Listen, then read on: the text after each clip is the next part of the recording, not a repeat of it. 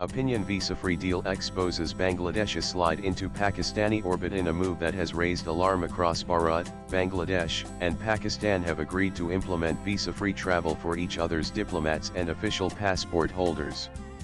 This policy shift marks the most explicit sign yet of Dhaka's growing closeness to Islamabad, following the sudden and opaque ouster of Sheikh Hasina in August 2024. Framed officially as a gesture of Muslim brotherhood and regional solidarity, this development has far deeper and darker implications, especially for Bharat.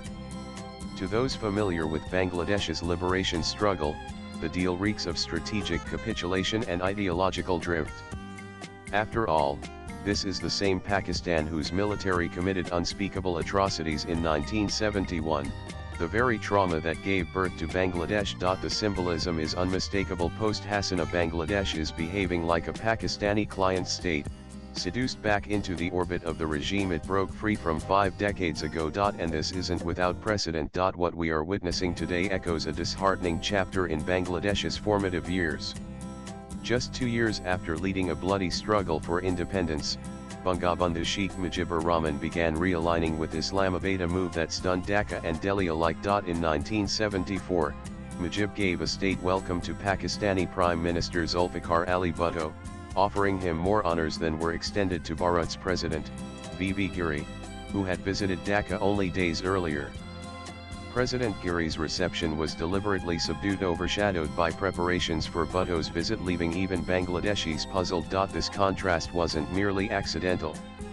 It was a shift in the ideological direction of the state. Mujib's fiery Bengali nationalism began to give way to pan-Islamic overtones. Post-independence, his speeches, once invoking unity among Bengalis, started leaning heavily on Bangladesh's Muslim identity. The man who had once declared, "I am a human being first, then a Bengali, and then a Muslim," had reversed that order, signaling a fundamental redefinition of the country's soul. Nothing illustrated Mujib's post-liberation hypocrisy better than the aircraft controversy surrounding his return from Pakistani captivity. Bharat had fought a brutal war and negotiated his release. It had even arranged its own aircraft to fly him home. Yet Mujib chose a British Royal Air Force RAF Comet instead. The British celebrated it as a diplomatic coup, with Ray Britton, the British Deputy High Commissioner in Dhaka, terming it a considerable prestige. New Delhi was deeply slighted. The row exposed Mujib's desire to downplay Bharat's foundational role in Bangladesh's freedom and to elevate the West and Islamic powers as future allies. The disregard didn't stop there. At a strategically important railway bridge inauguration shortly afterwards, an infrastructure project executed in record time by Bharat's engineers with liberal assistance from New Delhi, Mujib thanked the British for financial support but made no mention of his neighbouring country. He then left by helicopter, inviting only British High Commissioner Sir Arthur Gold aboard. Subhimal Dud, Bharat's distinguished former Foreign Secretary and Ambassador, was left to travel back in a crowded, non-VIP carriage, without food or official courtesy. Author Manash Ghosh, who was then reporting from Dhaka for The Statesman, writes about Subhimal Dud's plight in Mujib's Blunders, one of the best books to come out in recent times. No food or water was served to him during the 4-hour return journey. Dud was seen frequently dozing off and his head falling and resting on the shoulders of his co-passengers, who repeatedly woke him up, and he, with folded hands, sought their forgiveness. "I go to bed early, hence the problem," he had gone on to explain embarrassingly. Ghosh adds. Mujib's actions were seen as a calculated distancing from Bharat. After all, Subhimal Dud had played a great role in the reconstruction of Bangladesh post-liberation. Today's visa-free agreement with Pakistan carries the same symbolic weight, a statement of ideological realignment. Since Sheikh Hasina's ouster, Bangladesh's new administration has moved swiftly to rehabilitate pro-Pakistani forces, many of them linked historically to Jamaat-Islami and other Islamist outfits banned by the previous dispensation. While this is being spun as democratic pluralism, it is, in reality, a deliberate erasure of the 1971 war consensus that built Bangladesh as a secular, pluralistic republic. The rollback has been quietly orchestrated by Washington, which had long viewed Hasina as an obstacle to its Indo-Pacific strategy.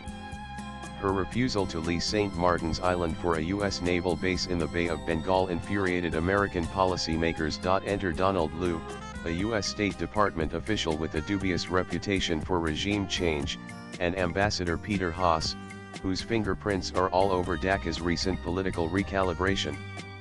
Just as the CIA played a silent role in the events leading to Mujib's assassination in 1975, today's developments bear the mark of Washington-Islamabad collusion. History offers a chilling warning.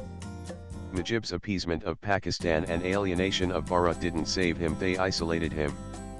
And now Muhammad Yunus, the economist-turned-administrator propped up by Western and Pakistani interests, is repeating the same fatal mistakes. Yunus weaponized anti-Bharat rhetoric, aided by the Pakistani ISI and the American deep state, to unseat Hasina.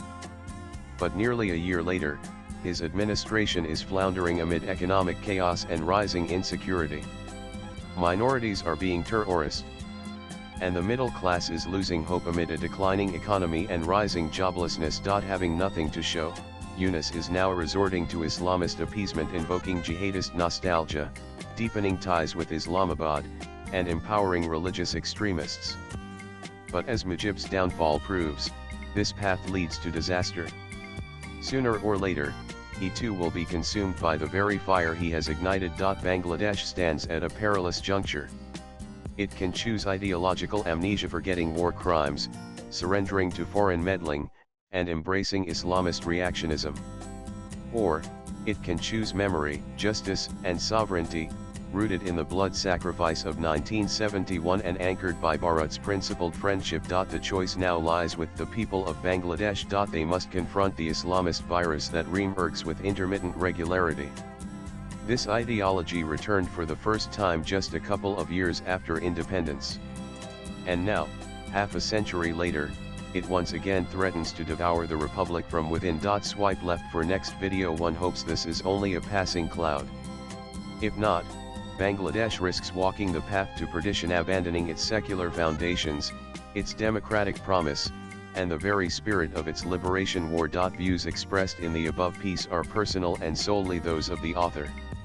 They do not necessarily reflect News 18's views. Latest blogs.